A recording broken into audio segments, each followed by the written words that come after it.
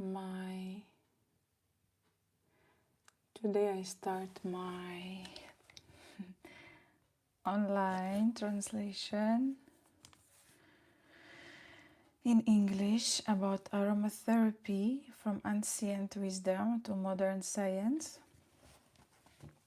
My name is Maria Alazina Sakovic. I live in France, but originally I'm from Latvia. I speak 3 languages. It's Russian, English, Latvian, because I'm from Latvia. And also I'm learning French language, so basically soon, or not so soon, I will be a 4-language speaker, about what I'm really happy. And today I want to tell you more about aromatherapy, because it's one of the most interesting fields in my profession.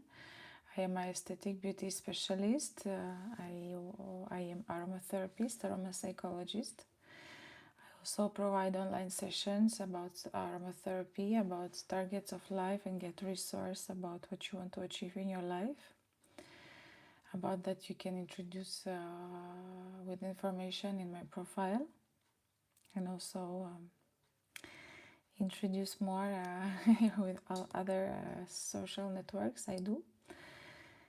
And also I learn psychokinesiology. It's a work with the nervous system, with the neuro recovery. Also it's about to improve your life on a cellular level, to learn new patterns of behaviors in your life, to stop to dream, stop to think, stop to explain everything, but start to do new things and achieve new things in your life. So welcome to the fascinating world of the aromatherapy, because it's connecting on my cosmetology and kinesiology too. When we talk about essential oils, today we often think about beautiful scents, relaxation, skincare, or creating a certain atmosphere.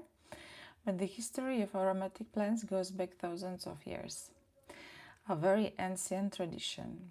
The use of aromatic plants can be traced back to ancient Egypt, Greece, Rome, India, China, and even the Middle East.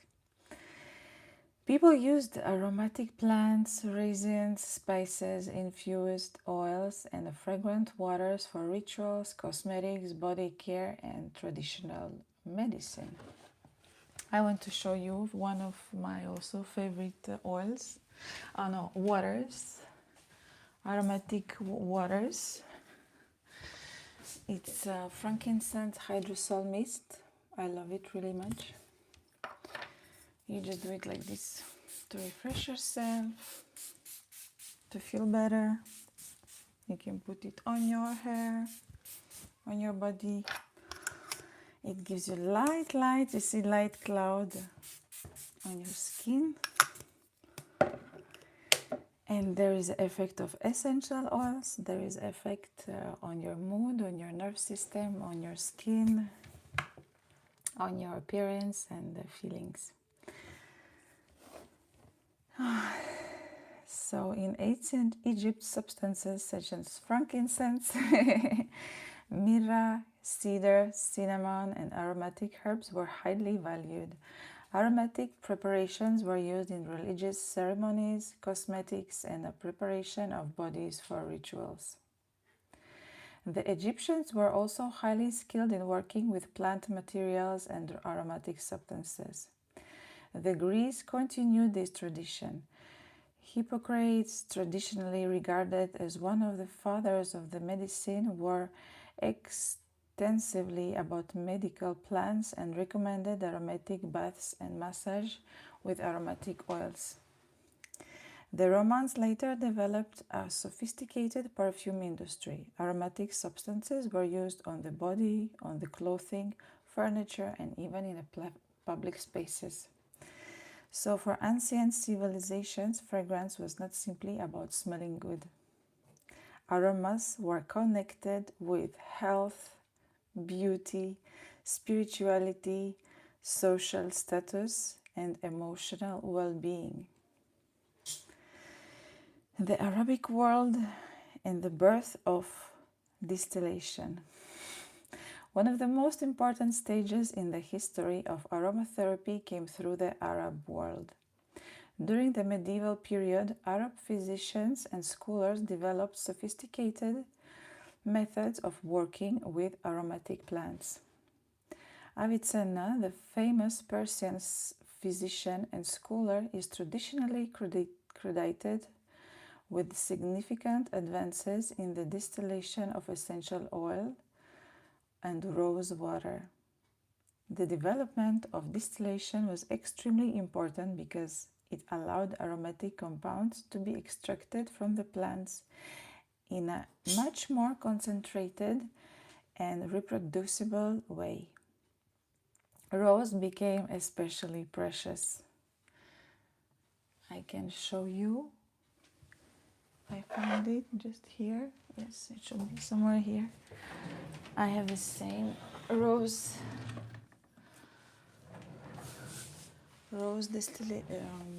hydrosol mist. I love it too. You know, rose is a queen of essential oils in aromatherapy world. It's most richest with the chemical compounds essential oil, and it's known that one of the most powerful recovery essential oil in many systems on our body. Rose water and rose oil were traded across enormous distances and were considered luxury substances. Yes, and it's enormously luxury because pure rose essential oil is really, really, really much more expensive than other plant and flower oils.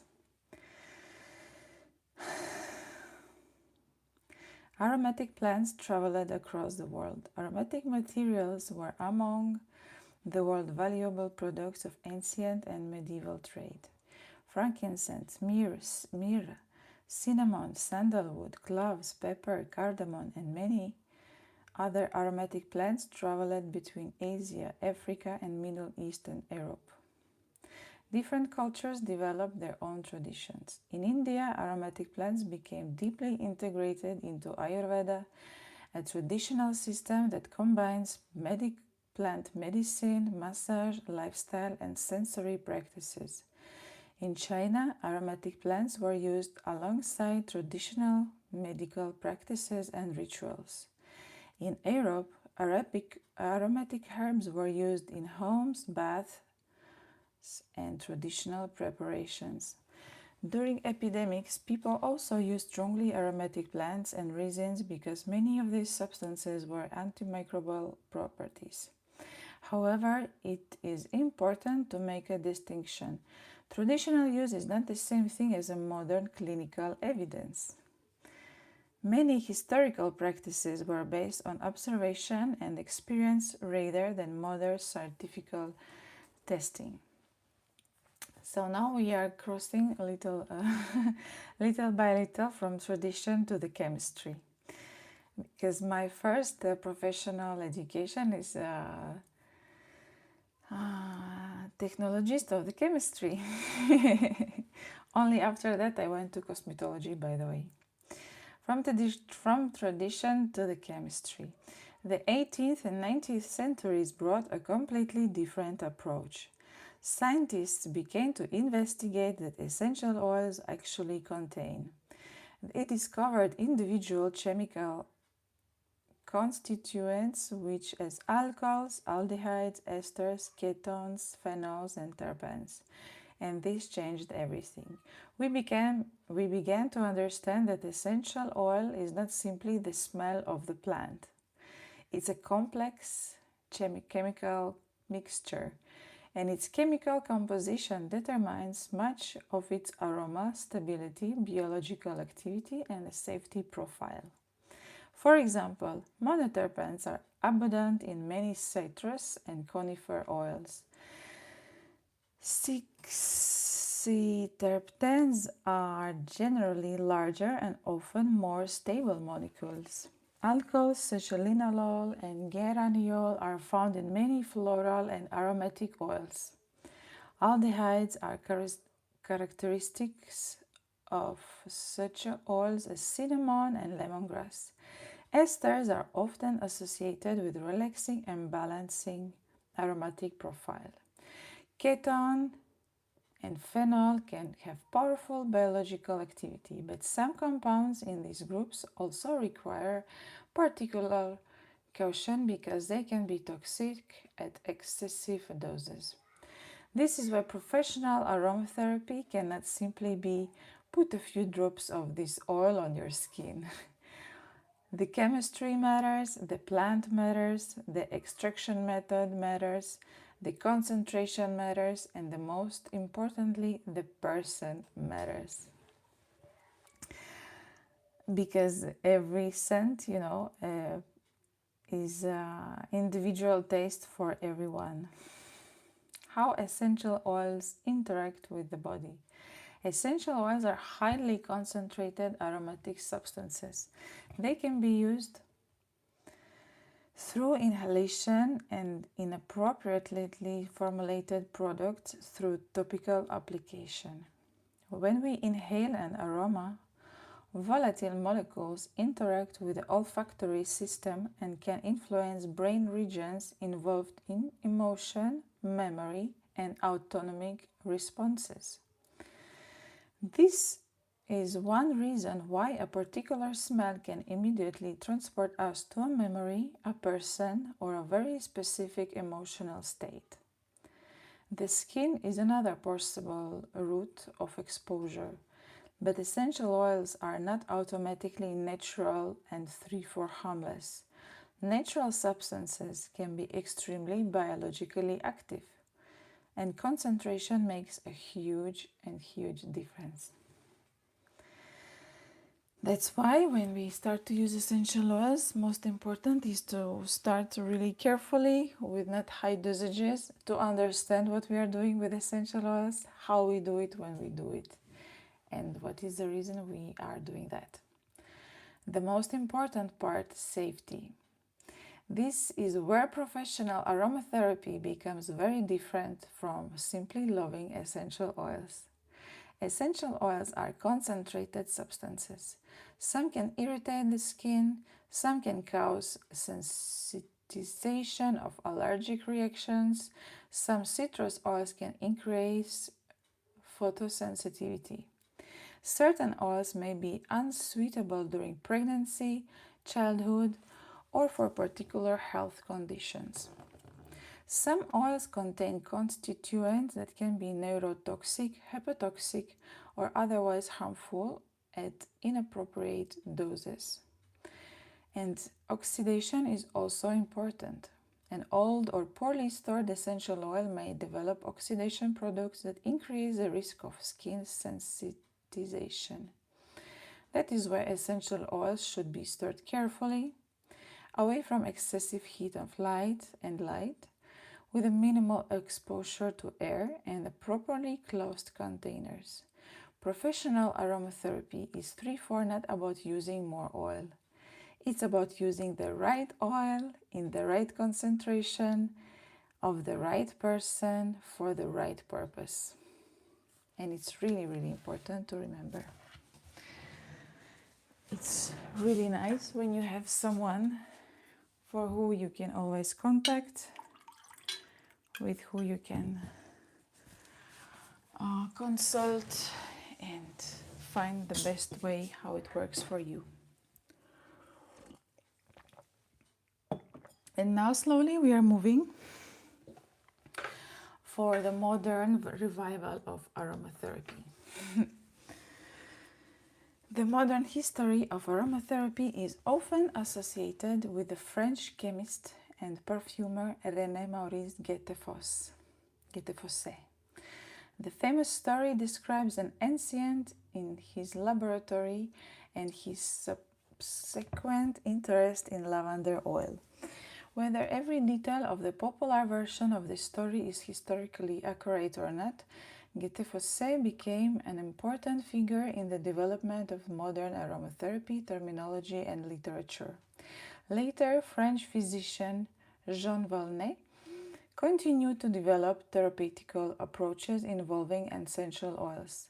Marguerite Maury also became influential in Europe, particularly in the use of essential oils in massage and personalized aromatic approaches. During the second half of the 20th century, research increasingly focused on the chemistry and quality of essential oils. Today, essential oils are studied in areas including microbiology, dermatology, neuroscience, stress research, and sensory science. Can you imagine in how many spheres essential oils are taking place? The evidence is not equally strong for every traditional claim, but there is genuine scientific interest in how aromatic compounds interact with the nervous system, skin, and microorganisms. So, what is aromatherapy today? For me, one of the most interesting things about aromatherapy is that it sits at the intersection of several worlds: botany, chemistry, sensory perception, physiology, psychology, and ritual. An essential oil has a chemical composition, but a human being does not experience chemistry alone. We experience smell through memory, emotion, association, and the nervous system. The same aroma can feel completely different to two different people. One person may experience lavender as calming, another may associate it with hospital or childhood memory, and that's why personalized aromatherapy can be so interesting. We are not simply choosing an oil because it has a particular list of properties. We are also considering the person's sensory response, emotional associations, context, and the way the aroma is going to be used.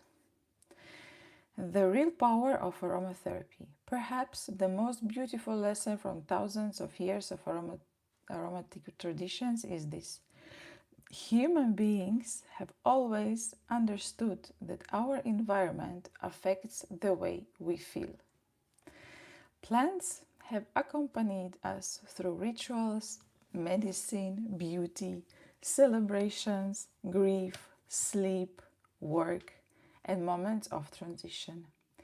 Modern science allowed us to investigate these traditions with a much greater precision, and this is where I believe aromatherapy becomes especially fascinating. Not as magic, not as a replacement of medicine, but as an idea that the one bottle of oil can, not as idea that one bottle of oil can solve everything, but as a sophisticated sensory practice that can become part of our relationship with the body, the nervous system, emotions, and everyday environment. And perhaps this is why aromatherapy has survived for thousands of years. Because before we had laboratories, we already had our senses. And before we knew the chemistry of a plant, we knew how its presence made us feel. So, this is my little introducing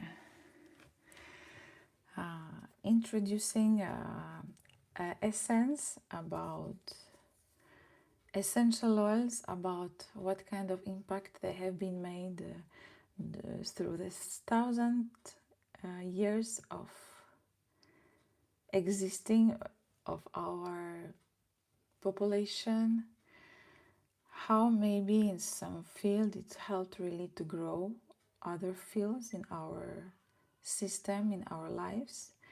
And I kindly invite you to, if it touch you, if it make you feel something more interesting might come with that, all of that, I kindly invite you to follow, to put a like, to put maybe some comment and some question if you have any, and to continue our common journey to explore the power of essential oils, how you can increase your beautiness and neurosenses and life quality. Join me and let's go together. Bye bye.